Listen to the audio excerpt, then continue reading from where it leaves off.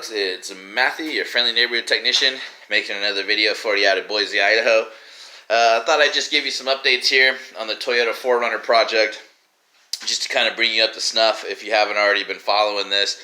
This is the one that we ended up needing to cut the transmission out in order to install a new transmission. And in order to do that, we had to pull the engine and transmission as one and cut all kinds of rust out of the frame.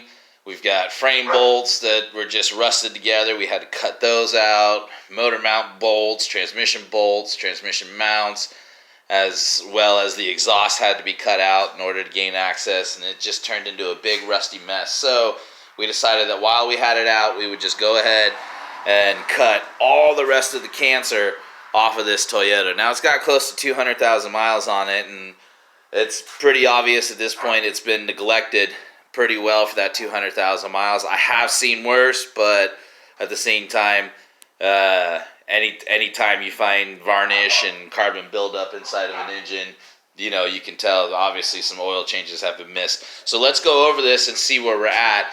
It's literally taken me about 3 days to get this valve cover off.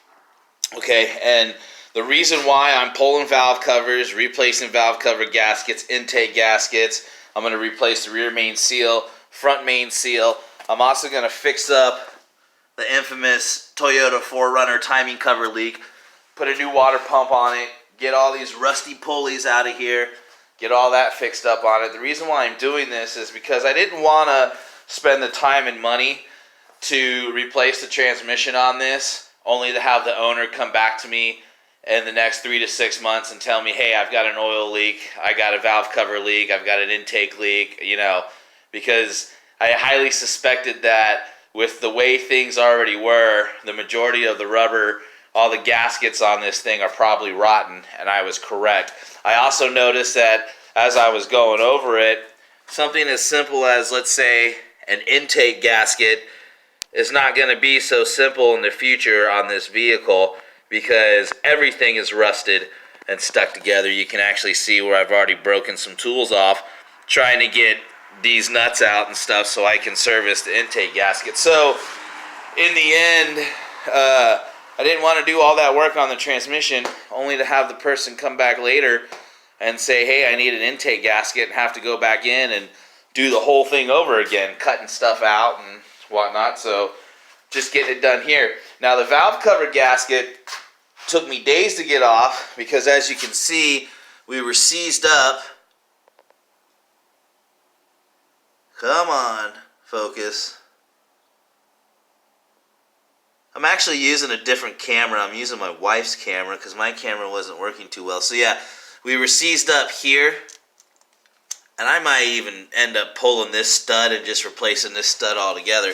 And we were seized up here as well. Okay, so this valve cover didn't just pull off. I ended up soaking it for a few days. And what I would do is I would come along with an 8-ounce hammer, just a small little hammer, and I would just tap this area to create vibration. Soak it, tap it, soak it, tap it, soak it, tap it.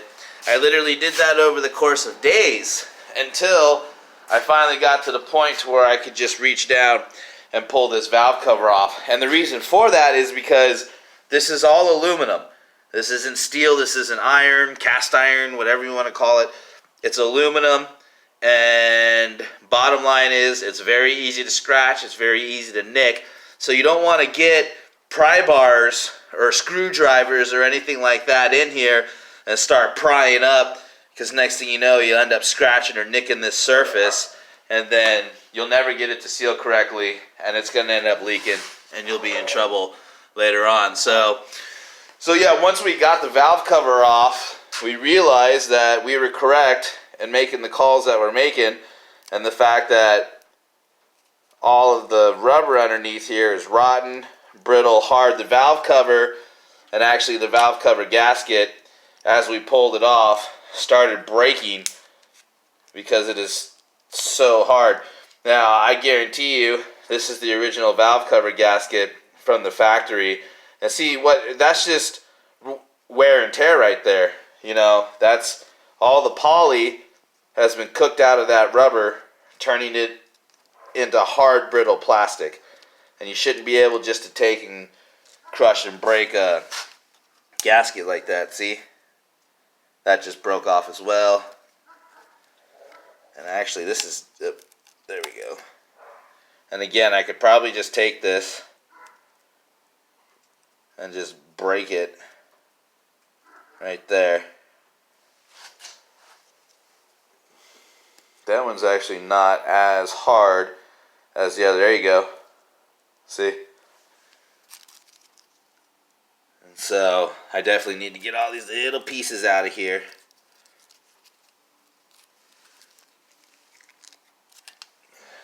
And same as this valve cover gasket. Are you able to hear that? I hope so. Valve cover gasket shouldn't be that hard.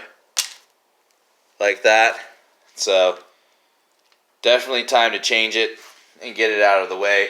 And I'm glad that we did it. Now, the intake gaskets, what I'm probably going to do on some of these that I can't get out is go ahead and grind that bolt head off. Let me pause it real quick, get some better lighting.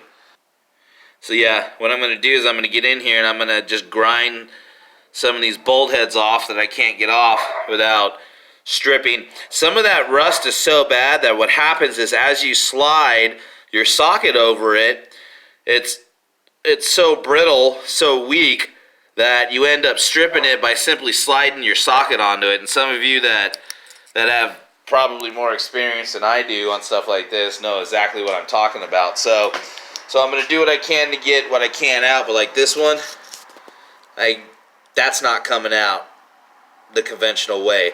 I'm going to have to grind that off, pull the intake, and then use a stud extractor and go ahead and extract that stud out. So that's that, man. It's just a slow process, fun, all that other good stuff. I am always, of course, always excited to see the end game on something like this. We get this vehicle back together and get it back on the road to being a 300,000 mile vehicle, because you know, 4Runners, this isn't really common for a 4Runner at all. So anyways, one more thing I wanted to talk to you about is if you've ever wondered how does your mechanic know whether or not you're missing oil changes and neglecting your car.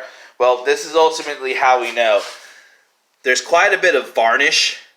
You see that? That's called varnish, okay? That's not supposed to be there. It's also, you can also call it carbon buildup. All right, and so that comes from running over your oil changes. If you're supposed to have an oil change every 3,000 to 5,000 miles, that comes from not getting your oil changed either at all or, you know, waiting until 8,000 miles or 10,000 miles to get your oil changed. Again, we have the buildup here in the valve cover. So that's carbon. That's carbon buildup. That's gross. I'm going to clean all of this up. Do my best to get all this out of here and go from there. But whenever we see this type of varnish in a valve cover, we automatically know that oil changes have been missed and this engine has definitely been neglected. So there you go, folks. I'll give you another up-to-date here in another few days. I'm going to work on getting this valve cover off and then go from there as far as getting the intake and all that off. And once I finish up the top half stuff here, plus I've got the valve cover off so I can remove the timing cover, I'm going to start working on removing the timing cover. And I'm definitely going to be replacing, like, look at these VVT solenoids. These, yeah, you know, all this stuff needs to be replaced. So, all right, folks. Well, I appreciate you guys coming out, supporting me, watching my videos, hanging out with me. If you have any questions, shoot them to me in the comments. This is Matthew, your friendly neighborhood technician, signing off.